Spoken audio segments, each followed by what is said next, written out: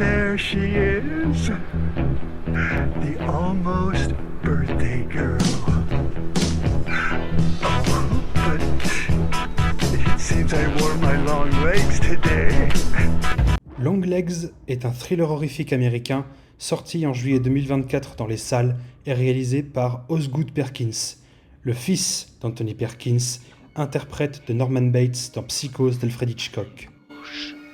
C'est une sorte de Silence des agneaux avec un soupçon de Zodiac et de Mandy du pauvre. À sa sortie, le film nous a été vendu comme le film le plus effrayant de l'année ou de la décennie, un divin cauchemar, trop glauque, trop chelou. Et en plus, il a le luxe d'avoir Nicolas Cage hautement méconnaissable en personne dans le rôle titre, ce fameux Longlegs. J'y croyais moi à ce film, la bande-annonce faisait envie. Et je l'ai vu au cinéma. Eh ben, tout ça pour ça. Est-ce que je retiens du bon ? Oui quand même. Est-ce que c'est un bon film ? Oh non. Oh là là, non.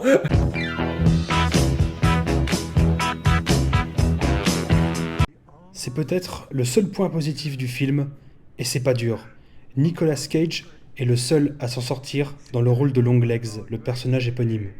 Dans son apparence, il s'inspire des rockers glam des années 70, dont Mark Bolan, le chanteur et guitariste de T-Rex, ce qui explique la citation qui lui est attribuée au tout début du film et sa fameuse chanson Get It On, Bang Gang en générique de fin. On revoit enfin Cage avec des cheveux longs bouclés et blonds, après Les Ailes de l'Enfer et L'Apprenti Sorcier, deux films qui prouvent que Nicolas Cage devrait jouer dans un biopic sur Nickelback. Je suppose que c'est en partie ce qui fait que le film est comparé au Silence des agneaux de Jonathan Demme, en plus du fait que l'héroïne soit un agent du FBI. Je l'ai dit dans ma chronique sur Un tombeau ouvert, Nicolas Cage est balèze pour jouer les cinglés au cinéma. Dans le rôle de Longlegs, sans trop cabotiner, il assure. Il campe très bien ce personnage de psychopathe. Le seul truc qui me gêne, et ça me tue de l'admettre, c'est la VF. J'ai beaucoup de réserves sur le choix de Féodor Atkin pour doubler Nicolas Cage sous la direction de Hervé Bellon. Et on m'a dit, est-ce que vous voulez interpréter un livre audio ? Féodor Atkin est, à n'en pas douter, un brillant comédien. J'en appelle à Jafar dans Aladdin. Je m'étais enfui. Oh, ciel. Oh, c'est affreusement contrariant. Si seulement j'avais su. Que voulez-vous dire? Hélas, je crains fort que la sentence n'ait déjà été exécutée. Quelle sentence? La mort. Par décapitation. Non. Elle ronde dans les trilogies Le Seigneur des Anneaux et Le Hobbit de Peter Jackson.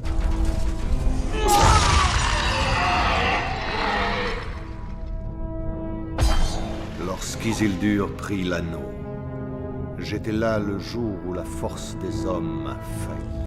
Le capitaine Spaulding dans ce que j'appelle la trilogie Firefly de Rob Zombie.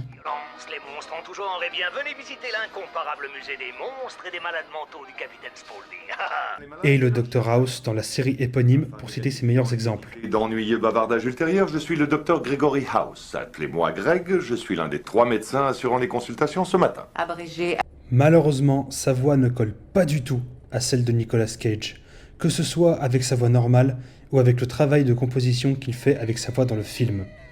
Je pense que Dominique Collignon-Morin aurait fait un bien meilleur boulot. En ce qui concerne le mobile du personnage, il est plus proche de Charles Manson que de Buffalo Bill. Je m'explique. Longlegs ne se salit jamais les mains, à l'instar de Moriarty dans Sherlock Holmes. Jamais il ne tue directement.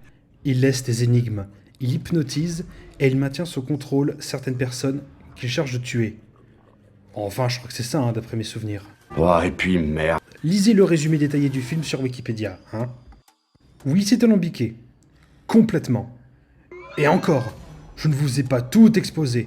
Vous allez voir que c'est encore plus alambiqué et capillotracté. Mais d'abord...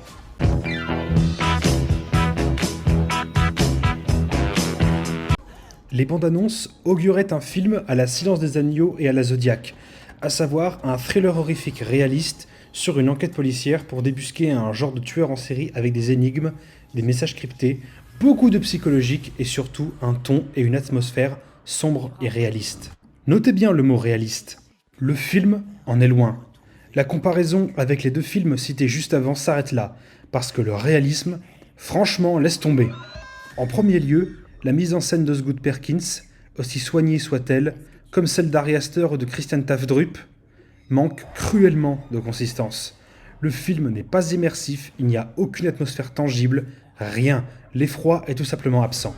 C'est juste prétentieux, avec, pour avoir le tampon film d'auteur, un côté arty prout-prout qui, j'ai l'impression, commence à devenir une marque de fabrique dans le cinéma de genre et perd de plus en plus son originalité.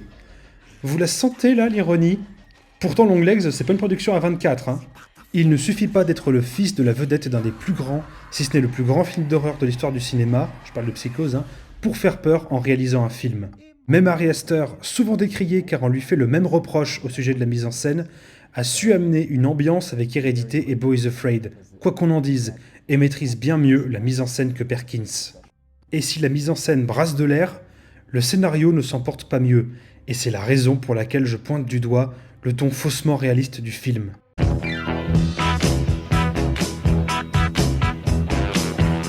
Dans le genre arnaque, on est bien servi.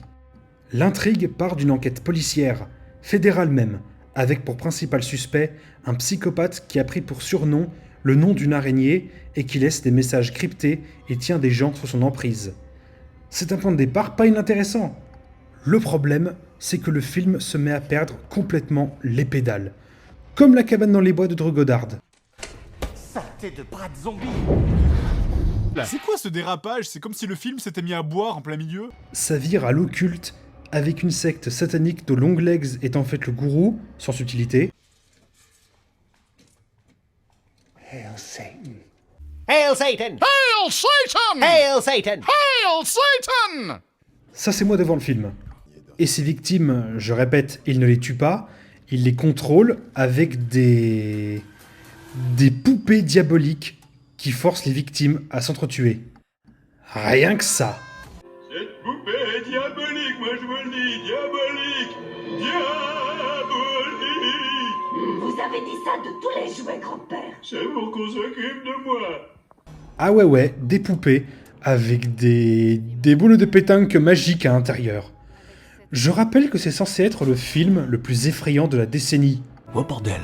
Trouvez-moi une idée plus galvaudée dans le cinéma d'horreur que la poupée et le satanisme.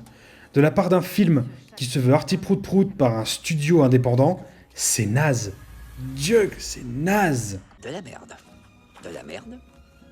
De la merde. De la merde. De la merde de la merde. Je l'ai dit, c'est alambiqué. C'est juste débile. Ça n'a rien à faire dans une intrigue comme celle-là. L'occulte et le fantastique sont juste des cache-misères. Un vrai pétard mouillé, je vous dis. L'histoire de la secte occulte a bien plus de sens dans Hérédité. Là, c'est juste daubé du cul. Je retiens quand même un twist assez sympa, qui ne sauve absolument pas le film, mais sympa quand même. La maman de Lee, l'héroïne du film, est en fait la complice de Longlegs. Oui, je spoil. Depuis le début, Longlegs cible Lee et l'entraîne dans son jeu d'énigmes. Non seulement ça, mais en outre, ces poupées, il les fabrique dans le sous-sol de la maman, et c'est la maman qui les donne aux victimes de Longlegs. Je ne sais plus pourquoi exactement, je l'ai oublié, mais l'intrigue est tellement inutilement azimutée que je n'ai absolument pas la volonté de rafraîchir ma mémoire. Le film est déjà assez mauvais comme ça, je vais pas me le farcir à nouveau.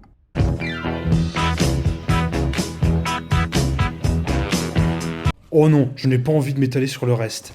Maïka Monroe et son enjeu, je m'en fous. L'étalonnage rougeâtre, je m'en fous. L'histoire de la mère qui est liée à Longlegs, c'est tellement capillotracté que je n'ai pas la volonté de la décortiquer, comme je l'ai dit. Tellement le scénario est bâclé et prétentieux en se croyant intelligent et complexe.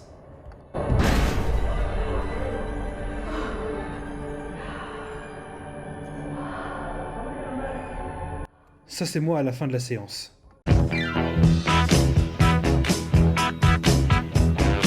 Je ne vais pas y aller par 4 chemins. Ce film est une immense déception. Il avait presque tous les ingrédients pour faire un bon film. Il a de bonnes références cinématographiques, un acteur fabuleux dont la carrière remonte, pour mon plus grand plaisir, depuis pas mal d'années maintenant, mais il a fallu qu'Osgood Perkins colle une histoire d'occulte dont on se serait franchement passé, tellement elle n'a pas du tout sa place dans une intrigue de cet acabit. Et il ne sait pas faire peur dans sa mise en scène, malgré des efforts pour éviter les poncifs comme les jumpscares et apporter une touche contemplative qui n'est pas si malvenue. Est-ce que je peux espérer que cette vidéo vous plaira? Je ne sais pas. Parler de mauvais films, déjà ce n'est pas dans mes habitudes, ensuite c'est assez casse-gueule, je prends le risque de me faire brutalement contredire voire insulter par des fanboys, comme c'est souvent le cas sur les réseaux, et enfin je ne fais pas ça pour faire marrer, même si j'adore regarder Link the Sun, Le Joueur du Grenier ou Joran Kraft en parler sur le ton de l'humour et de la moquerie. Comme avec les pires suites d'animation Disney. Manuel Jacobi, bien sûr. Le Dernier Maître de l'air de M. Night Shyamalan. Ah, je l'ai tué tout. Ah, c'est trop marrant. Ou encore Prometheus de Ridley Scott. En tout cas, j'espère que cette vidéo aura au moins poussé votre curiosité pour éventuellement jeter un coup d'œil au film. Il est toujours bon de se forger son propre avis, surtout en ce moment. Pour la prochaine vidéo, il est possible, probable même, très probable, que je m'aventure dans un univers très apprécié par les aficionados d'horreur et de science-fiction, au sujet d'une créature qui ne suscite que fascination depuis 45 ans. D'ici là, prenez garde dans le noir